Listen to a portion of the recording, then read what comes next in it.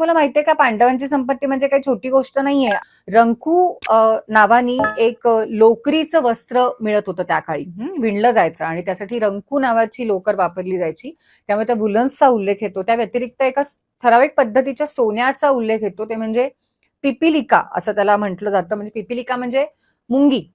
तर काय, मला त्याच्या मागचं नक्की माहिती नाहीये, ते कधीतरी शोधायला लागेल किंवा आपल्यापैकी कोणाला माहिती असेल तर सांगा. पण म्हणे की त्या मुंग्या ते सोनं शोधत असत आणि म्हणून त्याला अतिशय महत्व असे. म्हणजे असा किडा असतो रेशमाचा, पण त्याच्यापासून ते रेशीम तयार होतं. किंवा काही ठिकाणी काही अशा गोष्टी असतात की जे ठराविक प्राण्यांनाच त्याचा वास येतो. त्या मुंग्यांना बरोबर ते सोनं कुठे आहे ते कळतं, जमिनीखाली दडलेलं, आणि त्या त्याचा कण कण कण वेचतात आणि म्हणून त्या सोनाला अतिशय महत्व होतं महाभारतामध्ये. आणि म्हणून ते पिपिलिकांनी आणलेलं सोनं सुद्धा युधिष्ठिराला मिळालं असं तो सांगतो.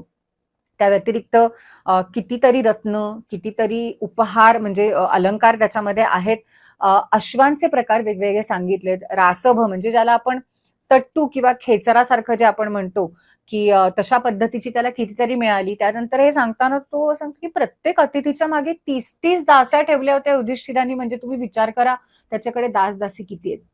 किती जेवणाच्या पंक्ती उठल्या ह्याचा तर हिशोबच ठेवणं शक्य नाही. कारण त्याची खूण म्हणून तो सांगतो की प्रत्येक पंक्तीच्या वेळेला शंखनाद व्हायचा. आणि इतके वेळेला शंखनाद झाला की मला इतका तो असह्य झाला की मला चक्कर येईल असं मला वाटायला लागला.